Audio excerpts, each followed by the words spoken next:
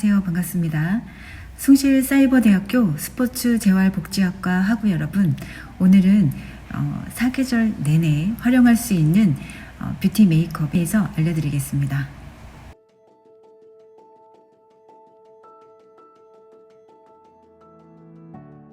먼저 눈썹 수정을 시작하겠습니다. 네, 결 체크를 먼저 해주시고요. 네, 준비물은 눈썹 칼, 가위, 스크류 브러쉬, 브로우 펜슬 준비하시면 되겠습니다. 네, 그리고 살짝 손으로 텐션을 준 다음에 목은 방향으로 밀어주면서 깎아주세요. 네, 뭐 뽑는 것을 하는 경우도 있는데 뽑게 되면 눈썹 피부가 워낙 얇아서 늘어질 수가 있어요. 그래서 오히려 뽑는 것보단 칼로 깨끗하게 해주시는 것이 좋고요. 미간 안쪽으로 이제 깊게 나 있는 잔털들은 코의 라인을 잘 고려를 해서 지금처럼 정리해 주시면 됩니다. 그리고 눈썹을 그려줄 때는요, 인위적으로 막 틀을 잡아서 안에다가 막 이렇게 색칠을 하는 것이 아니라 결 방향으로, 그러니까 결이 그 느낌 그대로 조금씩 채워주시는 거고요. 그 다음에 스크류 브러쉬로 펴주시면은 지금처럼 자연스럽게 연출할 수가 있습니다. 자, 길게 좀 나와 있는 부분은 눈썹 가위로 잘라주면 되겠죠? 네, 눈썹 길이는 눈 꼬리와 비교했을 때 같은 위치이거나 아니면 조금 길게 연출해 주는 것이 좋습니다. 젊어 보이기 위해서 눈 꼬리보다 짧게 연출하는 경우에는 젊어 보이는 것보다 오히려 신뢰감이 떨어질 수 있습니다. 네, 베이스 메이크업에서 중요한 포인트는 양 조절을 통해서 볼륨감 있게 연출하는 건데요. 이마와 트라이앵글 존, 그리고 콧날을 따라서, 그리고 턱끝, 바로 이 부분에는 파운데이션이나 팩트를 적당량 도포해 줍니다. 자, 그리고 그 잔여량으로요, 얼굴 주변은 얇게 펴발라 주세요. 그러면 자연스럽게 양 조절이 되면서 묻어나는 것이 훨씬 덜합니다. 이렇게 베이스 메이크업의 포인트는 양 조절을 통해서 볼륨감을 표현하는 것입니다. 블러셔 단계로 넘어가겠습니다. 블러셔는 기민머리 있죠. 네, 거기서부터 광대뼈 바깥쪽이죠. 거기서부터 자연스럽게 앞볼 쪽으로 연결을 시켜주시면은 혈색이 자연스럽게 표현이 되고요. 또 하나는 눈하고 눈 바깥쪽 부분도 같이 연결을 하면은요, 그 혈색이 연결이 되어서 더 자연스럽게 연출할 수가 있습니다. 자, 아이 메이크업은요, 지금 보이시는 컬러를 눈 주변에 지금처럼 아주 가볍게 도포를 해주세요. 약간의 음영을 주는 것이 좋고요. 과하지 않게 연출을 해주셔야 됩니다. 네, 반대편도 해주시고요. 그리고 또 하나는 언더, 그렇죠. 애교 라인이라고 하죠. 눈 밑에 같이 연결을 해서 발라주시면은 훨씬 더 눈이 더 커 보여요. 펄 메이크업을 많이 하는 경우도 있는데요. 사진에서는 오히려 이 펄 메이크업이 잡지처럼 보일 수도 있습니다. 자, 이렇게 뷰러로 속눈썹 컬을 잡아줍니다. 간혹 뷰러를 할 때 무서워하시는 분들 많죠. 눈 주변의 피부까지 이렇게 찝는 경우가 있습니다. 그러면 너무 아파서 그 고충을 경험하신 분들은 뷰러는 절대 사용을 안 하시려고 하거든요. 실은 뷰러도 내 눈 굴곡에 맞는 크기가 다 달라요.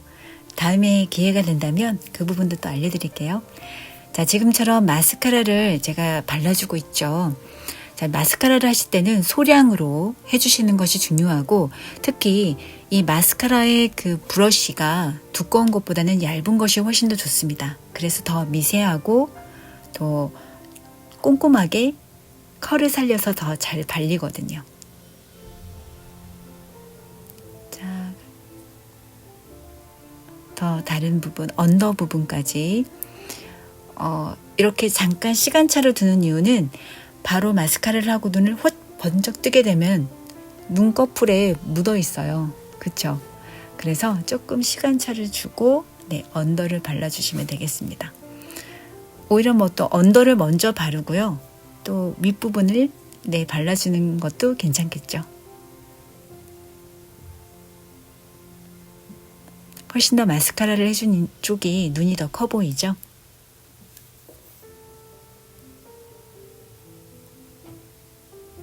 네, 인위적이지 않고 자연스러운 눈매를 연출을 원하신다면 네, 지금처럼 펜슬 타입의 아이라이너를 네, 잘 활용하시면 좋습니다. 저는 이제 마스카라를 먼저 해주고 그 다음에 아이라이너를 그 안에 채우듯이 연출하는 것을 더 좋아하는 편이에요.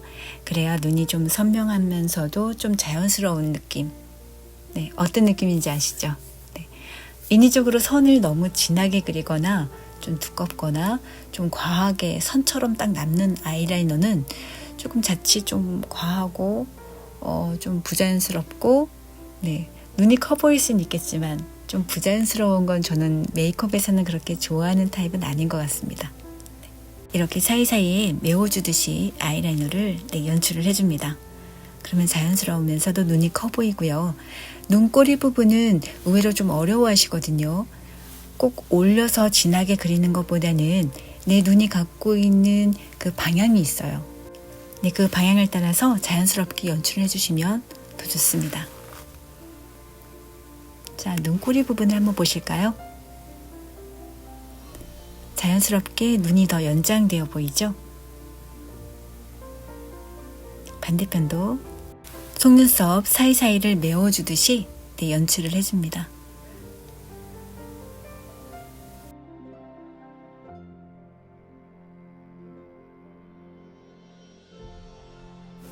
네, 컨실러 단계입니다. 자, 파운데이션의 팩트 양을 과하게 하지 않았다면 당연히 이렇게 컨실러를 해야 될 부분들이 보여요. 코 주변, 그리고 뭐 점이나 아니면 작게 뭐 난 부분이라던가 이런 부분들은 네, 그 피부톤에 맞는 그런 컬러를, 컨실러 컬러를 이용을 해서 살짝 발라주고 그 다음에 이렇게 가위를 펴주시면은 자연스럽게 커버가 됩니다. 이때 컨실러 양도 소량을 쓰시는 것이 좋습니다.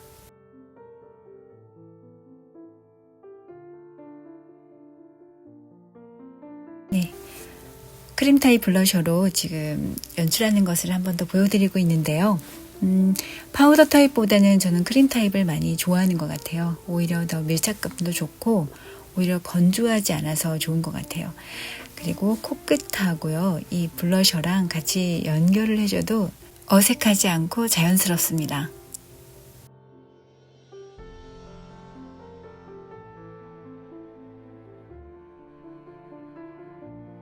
현장에서 가장 많이 요청하는 메이크업 단계가 바로 이 쉐딩입니다.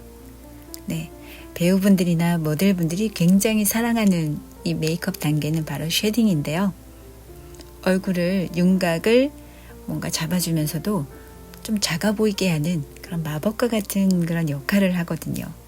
그래서 눈 주변에서 이제 그 눈썹과 콧날을 따라서 내려오는 그 코벽, 그리고 헤어라인 주변, 그리고 광대뼈, 그리고 턱 끝에서 턱 밑에 측면, 네, 그러니까 좀 축소되어 보이면 좋겠다라고 생각하는 부위에 바로 쉐딩을 해주시면은 입술 본연의 색이 갖고 있는 컬러와 흡사한 그런 립 제품을 이용을 해서요, 좀 촉촉하고 볼륨감 있게 연출을 해주시면은 입술에 각질도 생기지 않고요, 훨씬 더 좋아요.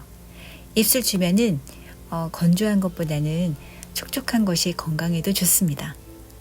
하이라이트 단계입니다. 가장 볼록하게 보이면 좋겠다라고 생각하는 부분에 네, 그렇죠. 하이라이트를 해주면 좋습니다. 이마와 콧날, 그리고 눈 밑 트라이앵글 존. 당연히 양은 소량을 쓰시는 것이 중요합니다. 그리고 눈 주변도 네, 살짝.